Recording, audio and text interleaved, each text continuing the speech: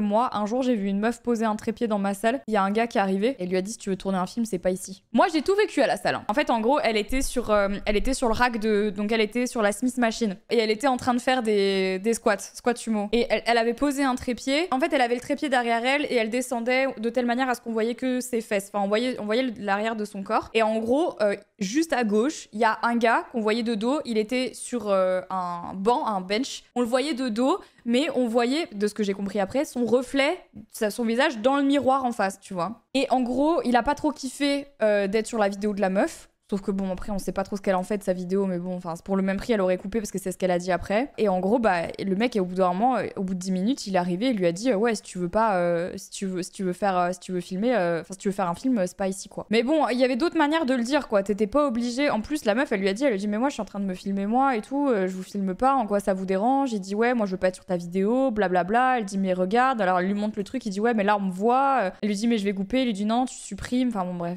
Donc en même temps, je comprends parce que j'avoue que même moi, si j'avais été sur la vidéo de la meuf, voilà, j'aurais peut-être pas kiffé. Par contre, je serais allée lui dire, je lui aurais dit, excuse-moi, genre juste, j'ai pas envie que tu me filmes, est-ce que tu peux genre soit décaler ton trépied, soit me montrer que le cadrage on me voit pas. T'as des manières de faire. Obligé de parler comme un gros con. Si tu veux faire un film, c'est pas ici. T'as mangé quoi ce matin? T'es de mauvaise humeur? Ta femme t'a trompé? Enfin, je sais pas, détends-toi l'anus, quoi. Ça va aller, hein.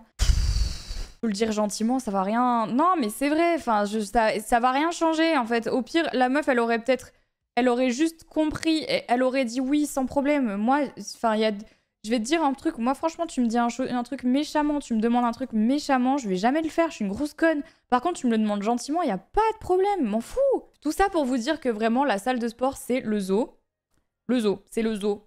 C'est le zoo, c'est la jungle, c'est tout ce que vous voulez. Enfin, j'aimerais bien un jour vraiment tomber dans une salle où c'est trop cool, quoi. Où les gens s'entraident, où c'est gentil, où il y a de la bienveillance. Là, vraiment, à chaque fois que j'y vais, je sais il va se passer un drama. Je sais qu'il y a plein de meufs qui vont dire mais non, faut pas avoir peur et tout. Je vais te parler de mon expérience personnelle parce que je préfère, enfin moi j'aurais préféré entendre ça plutôt que l'inverse et je pense que ça m'aurait aidé de le savoir avant. T'as raison d'avoir peur avant d'aller à la salle. Je peux tout à fait comprendre. Au tout début, vraiment, quand je suis allée à la salle pour faire, alors j'entends, moi ça fait des années que je vais à la salle, mais la première fois que je suis allée à la salle pour faire de la muscu, vraiment pour aller sur le plateau de muscu, je me suis chiée dessus et d'ailleurs j'y suis allée avec Henri, donc mon copain, parce que je voulais qu'il m'accompagne tellement j'étais terrifiée de mal faire les choses, que les gens me regardent, que les gens me jugent, etc. Je me sentais pas du tout à l'aise. Et les 4 premiers mois de salle, franchement, ça a été hyper stressant. J'étais pas bien et j'avais toujours du mal à y aller seule parce que j'avais vraiment l'impression que les gens allaient me regarder. Et bon, après, moi, on va dire que j'ai une excuse atténuante qui fait qu'avec mon métier, les gens peuvent me reconnaître et je voulais pas que les gens viennent me faire chier à la salle parce qu'ils m'avaient reconnue, parce que c'est vraiment un moment que tu passes pour toi. Donc il y avait 2 prismes.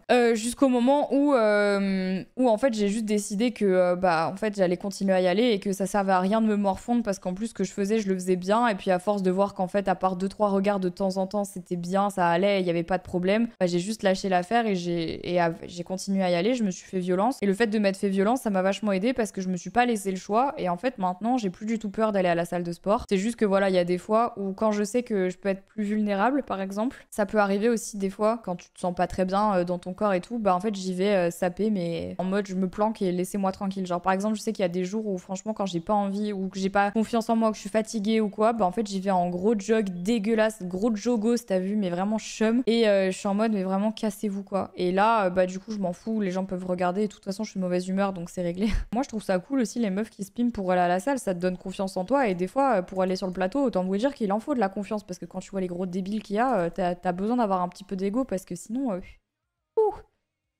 faut se lever tôt le matin, hein.